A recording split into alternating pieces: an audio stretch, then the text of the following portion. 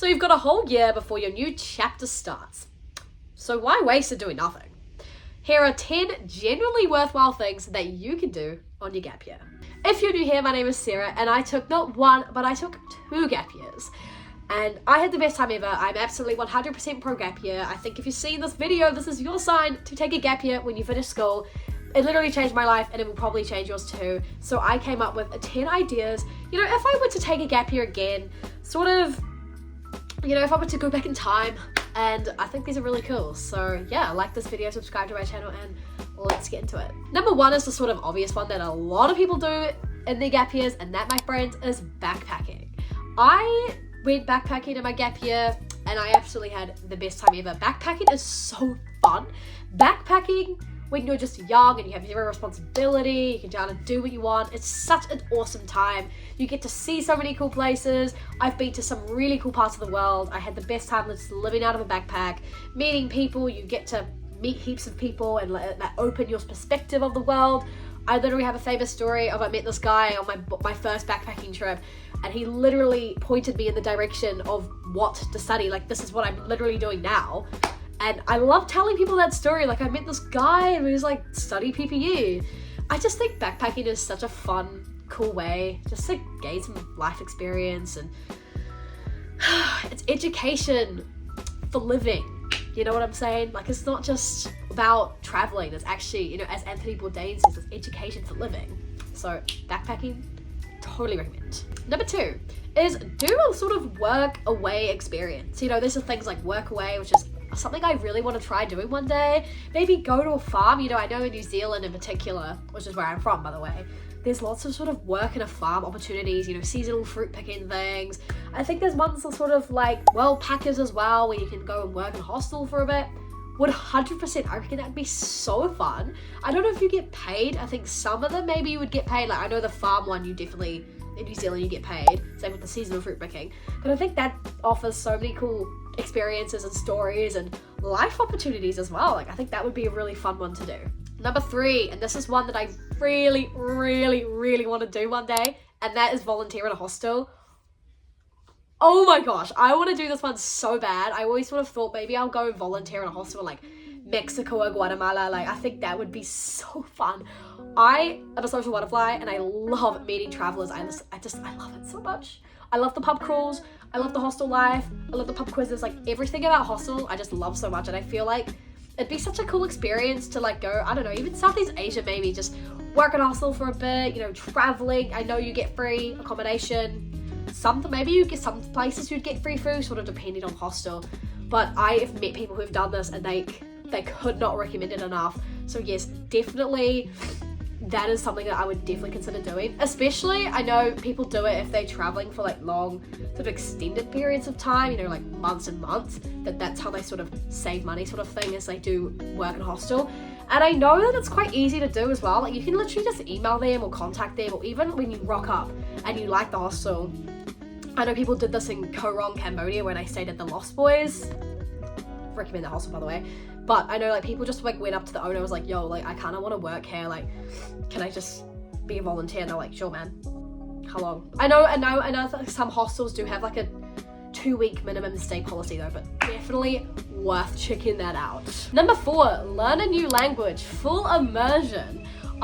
This one would be really cool. I studied Spanish all throughout high school. I'm actually still studying Spanish at university. But honestly, the way to do it is just throw yourself in the deep end. Go to an immersion course. I know some cities do have that. New Zealand's a bit small. I don't think we've got that. I know we've got like Tadeo full immersion courses, but I think they're really cool. I know my cousin's done one in Colombia, and she had the best time ever. So definitely recommend doing those sorts of things, especially if you're just like wanting to sort of diversify your skill set. And obviously learning a new language is so good. You can talk about this like for days. It's really good for your brain. It's just such a flex as well, especially like, yeah, like I can speak Spanish. I'm not very good, but like it's also good for the CV in future. So my Spanish teacher told us. I don't actually know. Guess we'll find out. But yes, I reckon that one would be really fun. And it's also something I've considered myself. Like, maybe I'll just move to like Mexico and just go full immersion, no English, only Espanol, you know? Number 5 is internships. I have known people to do this over the gap years. It's just apply for an internship, you know? I think I knew someone who sort of stayed with their parents as well. They didn't get paid for the internship, but life experience. And also internships nowadays, so good for the CV. I know there's heaps of ones to apply for in New Zealand, there's lots, and they don't necessarily always take people studying university. I think they also just take people who are just willing, enthusiastic learners, willing to put themselves out there in the workforce. I think that would be quite a fun one. I'm yet to do an internship. Maybe it's something I'll do, but I think that's just an idea if, you don't really want to work in a cafe, or you don't really want to work in retail full time, but you want to gain some life experience. I think internships would be a really good idea. Number 6, the one that I did very famously, move cities / move countries. I moved to London at 18 when I'm from New Zealand, so I was like, you know what, let me just get out of New Zealand, let me just go to the farthest place on planet Earth, which is literally London. It's Europe, and oh my gosh, I cannot recommend this enough. Once again, it's the whole sort of like, you throw yourself into the deep end. I had the best time. I just absolutely loved it, and I do want to make a video about sort of how much that sort of cost me, because it is expensive. Obviously, moving cities and just moving countries, it's very costly and quite hard, quite stressful, but I'm definitely in the process of like building something for that if you're interested. But definitely recommend this one. You don't even have to sort of move countries, you could just move cities. I'm sort of thinking about this, if I was to do it in New Zealand, I would probably move up to Wellington, just get out of your comfort zone, get out of your like hometown. Sometimes it can get quite tiring, sometimes you need to change scenery. So that's just, and honestly guys, like that changed my life. Like that one literally changed my life. I love London, and I just miss that so much. Number 7 is just a classic, work and save.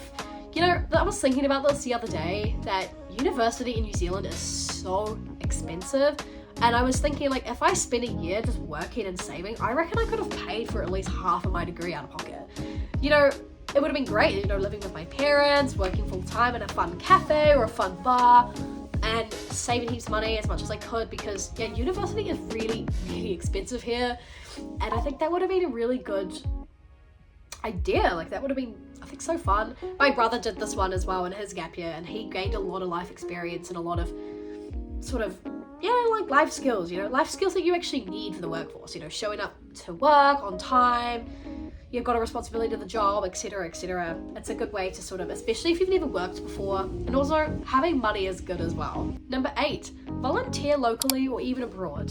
I know people who have done this, people who have gone and volunteer in places like Africa to build water fountains, and I've definitely seen this on TikTok, on YouTube and stuff as well. It looks cool, definitely looks awesome, but volunteering locally as well is pretty cool. I know in New Zealand there's lots of people who volunteer for the wildlife sanctuaries. We've got one in Dunedin as well that I know that they take volunteers for, and I think that would be a cool one. Once again, life skills, life experiences, and volunteering does look really good on the CV, may I add.